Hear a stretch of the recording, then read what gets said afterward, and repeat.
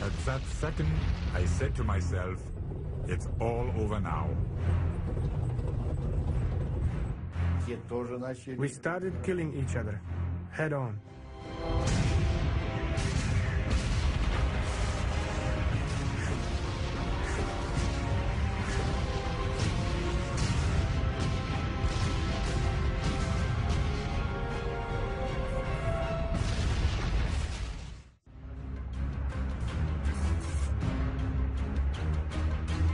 July 12, 1943.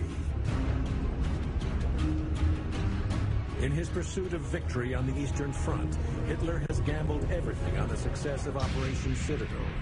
And the mettle of his feared panzer divisions is put to the test on the steppes of southern Russia.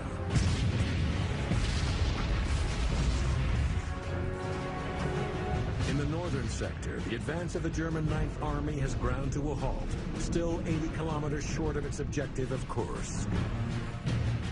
Everything now hinges on success in the south, where the SS have come up against the Soviet 5th Guards tank army on the fields of Prokhorovka. Needing to get within range, the Soviet T-34s charge at full throttle against the advancing SS. It's an all-out fight for survival at point-blank range.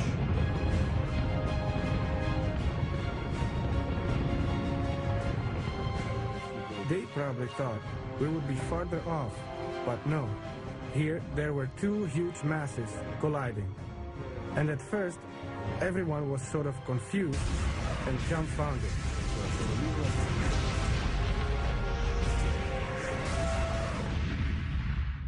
In the first wave of the German advance is SS tank commander Rudolf von Ribbentrop.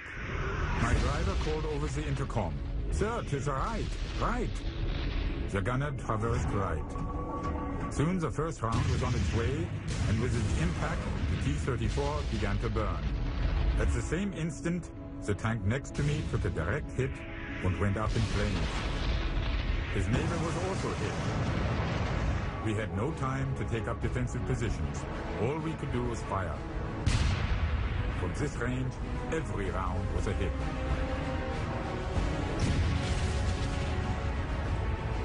I realized there was no chance of escape.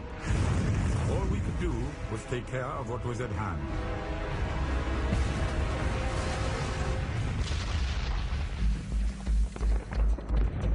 The battlefield is a chaotic mass of tanks firing at point-blank range.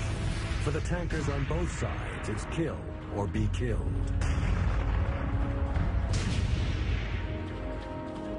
And so it began, shooting at each other practically point-blank. 100 yards, 200 yards. You did not need a long-range gun. You can just shoot head-on. No one knew the situation.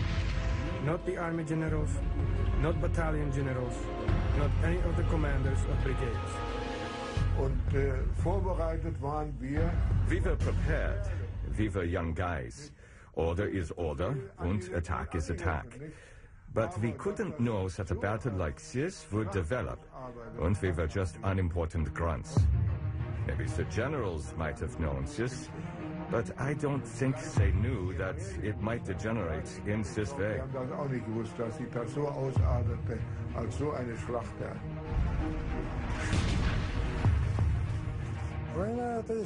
It was a test of nerves for people. That's why at that age I got my silver hair early. Became silver-headed.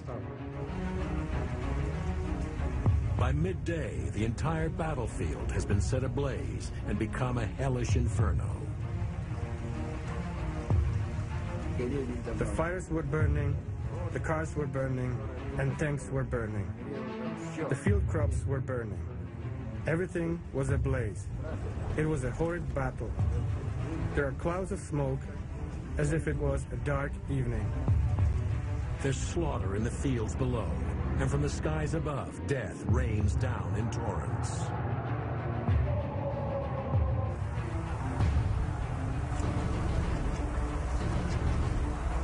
Everyone was bombing. We were bombing, Germans were bombing, The Germans, I don't think they had targets. And that's all. The carnage is indiscriminate. Death comes from every angle. And it's the tankers who are caught in the middle. A person is scared of death.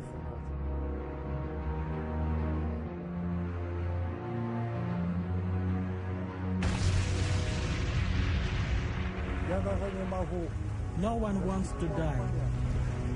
I still cannot understand how my tank got hit. Either it was a bomb or it was artillery.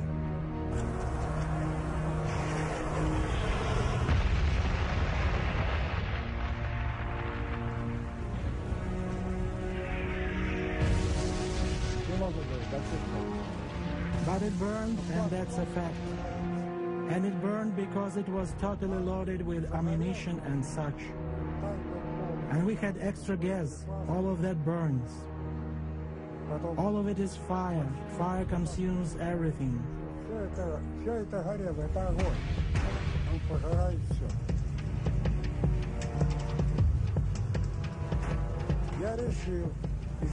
I decided to evacuate that tank.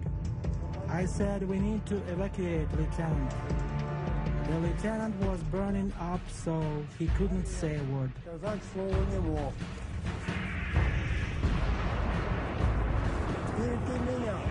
My comrade that was sitting beside me opened the lid of the tank ahead of me. Then when I was taken out of it, all I heard was the explosion.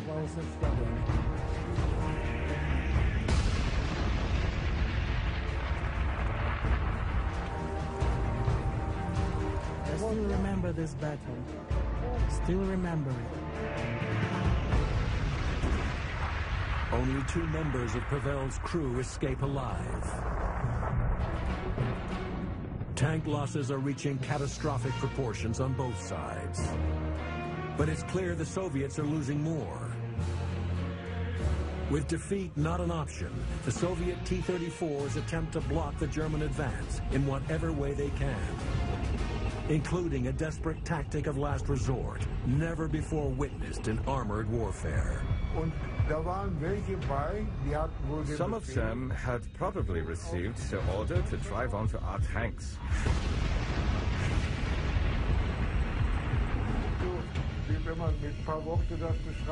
It's just as if 2 bulls would run into each other.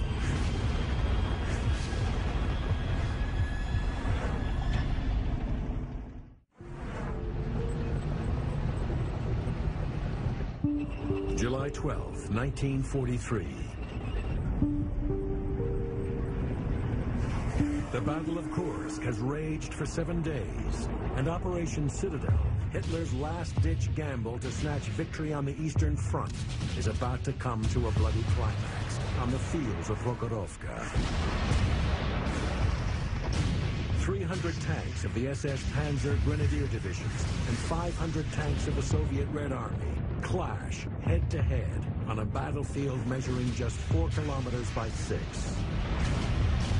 It's the greatest concentration of armored firepower ever yet assembled, and a desperate fight to the death. The tankers of the elite SS have been prepared for the bloodiest of battles. But this is warfare like no one has ever seen before, and nothing could have prepared them for the kind of tank carnage now heading their way.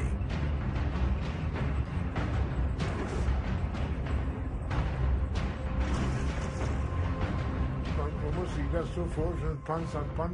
have to imagine tank beside tank, one big chain of tanks. And on the other side were T-34s.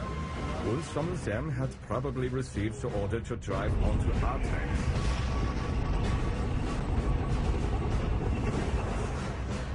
Each one wants to be stronger than the other. That's exactly how it was there. It's just as if 2 bulls would run into each other.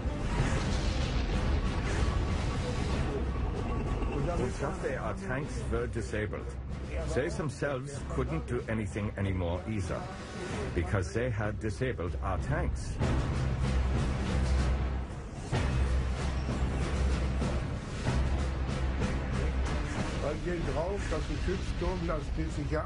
Because once they were on them, You couldn't move the turret or anything.